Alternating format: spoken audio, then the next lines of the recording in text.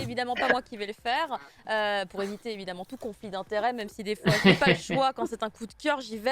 Neon Genesis Evangelion, la nouvelle édition, Prof Isekai, on est d'accord que c'est trop bien là. Bah évidemment, c'est trop bien, c'est Evangelion. Enfin voilà. Evangelion qui revient après des années en France dans une version perfecte, avec son cartouche vert trop long, mais on s'en fout.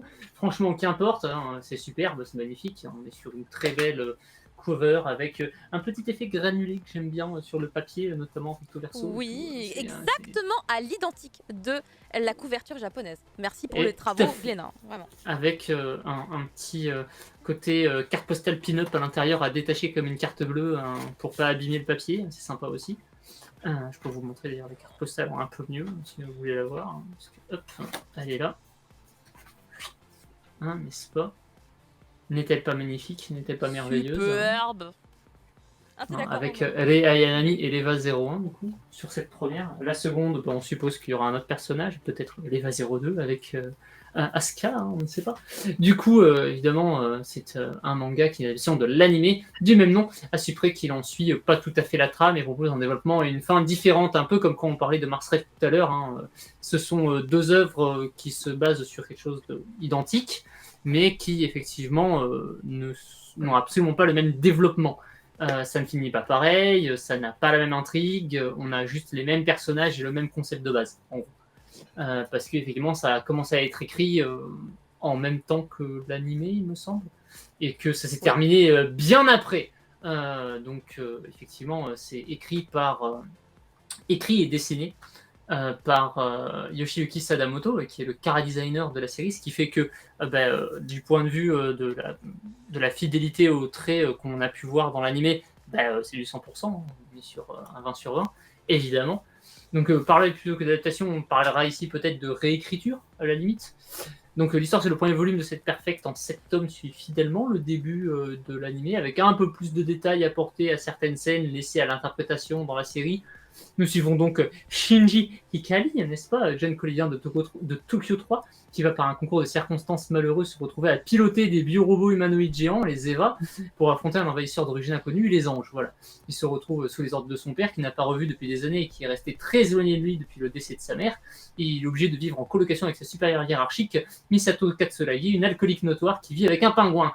Voilà, à côté de ça, Shinji va à l'école et déprime sur sa vie pourrie en se maudissant autant d'existence que de devoir faire ce job affreux qui le traumatise un peu plus à chaque fois. Voilà. C'est évidemment un classique du mecha et de la science-fiction. Y a-t-il besoin de réexpliquer qu'Evangelion est un chef-d'œuvre qui a changé à jamais l'histoire d'animation japonaise? Non, je ne crois pas. Le dessin est excellent, tout est relativement clair, voire même un peu trop pour ceux qui auraient du mal avec la réalisation de Hideaki Anno, c'est parfait. Ça permet de peut-être mieux comprendre les événements de la série. Pour les autres, c'est vrai que si tu as déjà vu l'animé et que ça te plaît comme ça, tu vas te dire c'est vachement explicite votre truc là, il n'y avait pas besoin d'aller si loin pour comprendre. Mais franchement, c'est du chipotage là-dessus. Hormis ça, on peut montrer quelques plans bien sûr parce que oui, parce on n'a pas de. Ouais. On est vraiment sur parfois des plans qui sont repris dans l'animé plan par plan. Hein, on a des machins très très beaux et souvent on a des réinterprétations des mêmes scènes sous un angle différent également, ce qui amène un petit plus appréciable. Avec par exemple là le premier ange qui affronte Shinji, hein, n'est-ce pas? C'est très très beau évidemment. On est sur un style qui est proche de la perfection vraiment. Hein. Alors la scène culte où il revoit son père. Hein, quand il découvre l'Eva au fin fond C'était beau il y a des 15 hangars de la ans, c'est Nerve. toujours beau aujourd'hui, oh là là. Voilà, ça n'a pas bougé, hein, évidemment. C'est magnifique, avec des planches, vraiment, parfois des doubles planches superbes, mais même des pages entières dessinées qui sont anthologiques, hein, mais évidemment, certaines sont reprises de l'animé, d'autres pas. On a quelques pages couleurs, un peu au début, vraiment fugaces, quoi, juste histoire de présenter un peu. Et après, on a aussi des pages centrales couleurs. Alors ça, pour le coup, j'avoue, c'est un peu moins courant, mais c'est sympa. Un petit côté illustration de chapitre et après un peu de blabla avec du scénarium. C'est cool qu'ils aient mis de la couleur à plein d'endroits. On sait que ça coûte plus franchement, cher à c'est la sympa. prod en plus. Je vous sors là, évidemment, la séquence où il découvre Pen Pen le pingouin, hein, voilà, parce que c'est un personnage. Meilleur personnage. Voilà, le meilleur perso. Hein.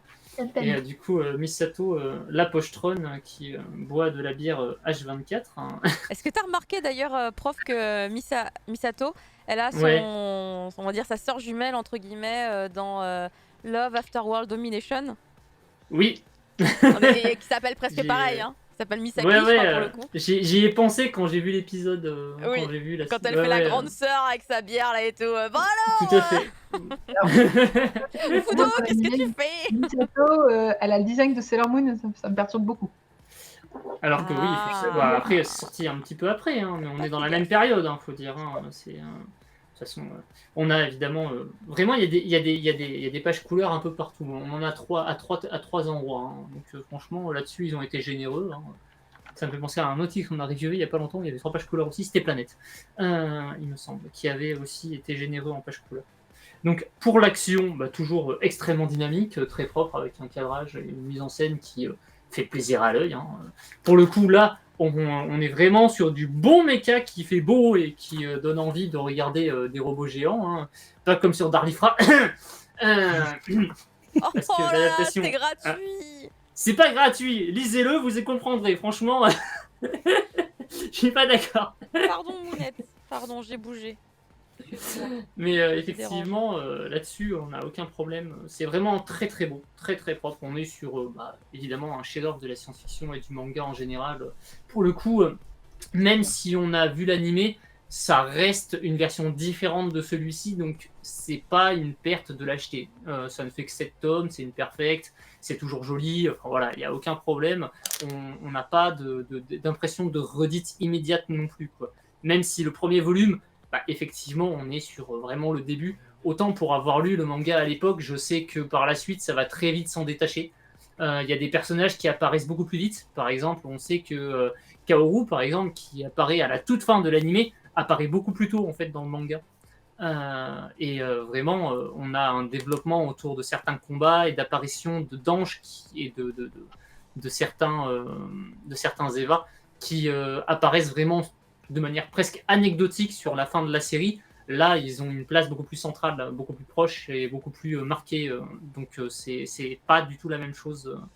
Même la fin est pas la même. Il y a même un petit raccrochage de wagon avec le dernier film Ah vis-à-vis de oui. l'animé et tout, de ce que j'avais lu. Alors évidemment, j'ai pas lu la fin, mais parce que sorti il y a pas très longtemps au Japon. Mais il y a eu une grosse. C'est un manchot, tout à fait, un manchot qui est habitué à l'eau chaude. N'oublions pas, c'est pas un pingouin. Très particulier. Oui, très particulier, ça n'existe pas évidemment. Les manchots d'eau chaude. Mais évidemment, le manga est à privilégier par rapport à l'anime ou l'inverse. Non, c'est deux supports différents qui se complètent l'un l'autre en vérité. C'est une autre version, tout comme on pourrait avoir par exemple le même truc avec Gundam par exemple. Si tu lis Gundam The Origin, qui est une réadaptation du coup de l'année 79, tu peux considérer que c'est les mêmes événements, mais tu as des plus-values supplémentaires, et notamment, par exemple, tu as tous tes flashbacks sur Char Aznable à l'intérieur, qui ne sont pas dans la série d'origine, et qui rajoutent un plus, qui sont très intéressants. Donc, pour le coup, c'est vraiment deux choses différentes, tout en étant proches. Alors, à ceci près que là où Gundam a vraiment une finalité qui est identique à ce qu'on a dans l'animé, autant sur Evangelion, c'est pas du tout pareil. Ça finit pas de la même façon. C'est vrai. Ça se détourne vraiment très vite de ce qui se passe à l'intérieur de la série. Donc vraiment, même si on a vu l'animé, ça vaut le coup d'acheter la perfect d'Evangelion. D'autant que, effectivement, au niveau de la production, de la fabrication, On est sur un c'est très un bel beau objet. produit. Quoi. On a un Ouais, c'est un très très très beau beau produit. produit. Hein. Voilà. Que dire de plus c'est Evangelion. Qu'est-ce qu'il vous faut de plus en fait? Et donc, je comprends pas. L'édition est très très cool. Merci beaucoup, Prof Isekai. On va. Parce que du coup, on pourrait en parler encore pendant 1 heure, hein, je pense en vrai. Oui. Donc il faut qu'à un moment donné, Oui, on tranche. Peut-être si vous êtes sage, je fais le générique à la fin. Peut-être. C'est Je vrai. sais pas, s'il est pas trop tard. Parce que. Attends, qui c'est qui a suggéré? C'était ailleurs, je crois. C'était ailleurs. À qui on fait des bisous. Il me semble. Hein, mon chat s'appelle Sailor Moon. Je sais que Katengeek est très fan de Sailor Moon, mais c'était son nom dans l'élevage, sachez-le, hein, ce n'est pas moi qui lui ai attribué ce nom. Je lui ai laissé ce nom, mais je me suis dit que this was the destin, you know. C'est pas mal. Ça colle. Hein. Non mais en plus, elle vient C'est incroyable parce que Marcy, enfin, et mon mari ont parlé apparemment. Et en fait, je sais pas si c'est avec Marcy qu'il a parlé, qu'en fait, mon chat vient d'un élevage qui s'appelle de l'Elysée. Du coup, elle s'appelle Sailor Moon de l'Elysée. Et qu'apparemment, il y a Elle a une particule. C'est génial. il y a un truc apparemment en rapport entre l'Elysée et Sailor Moon aussi. Enfin, pareil qu'il y a un truc. On m'a Je n'ai dit. pas su ça, mais enfin, si on creuse, on peut se trouver. On m'a dit. Du coup, je me suis dit, très bien, c'est ok, ça marche. Du coup, voilà, c'est Sailor Moon qui. Écoutez, c'est vraiment parce que c'est la dernière. Hein. D'habitude, vous le savez, elle ne reste jamais avec moi. Surtout quand il fait 45 degrés dans la pièce. Je ne comprends pas. Elle revient à chaque fois depuis tout à l'heure. Et là, regardez, elle est là. Est-ce qu'on est bien? Elle a l'air Ouais, bien. ouais. Elle a l'air bien. D'habitude, Moi, mon cadrage ne me permet pas de vous montrer le bien. Vous avez vu juste Ouais, on a vu passer une queue tout à l'heure. Ouais, c'est ça. j'ai vu passer du pelage, effectivement.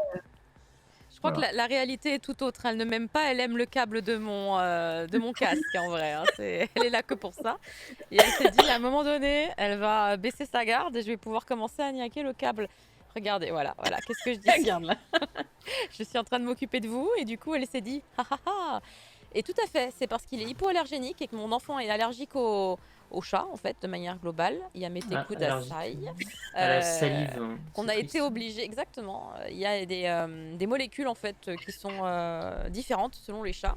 C'est les particules allergènes, là. Et du coup, bah, les Sibériens, eux, malgré le fait qu'ils soient extrêmement poilus hein, en termes de densité, là, on est sur quelque chose d'assez massif, bah, en fait, ils n'ont pas cette molécule qui provoque autant de mal auprès de tant de gens. Et du coup, il n'y a aucun rapport avec les chats hein, sur le dernier titre chroniqué. J'aurais voulu trouver un truc, mais il n'y a pas. Mais ceci dit, c'est un peu une boucle qui se boucle, puisque si Tanja a pu parler de Sans complexe après avoir parlé du premier tome, sachez que du coup, Cat & Geek aujourd'hui boucle une autre boucle, puisqu'elle va vous parler de son avis global sur la série End, dont elle avait déjà parlé du premier tome il y a plusieurs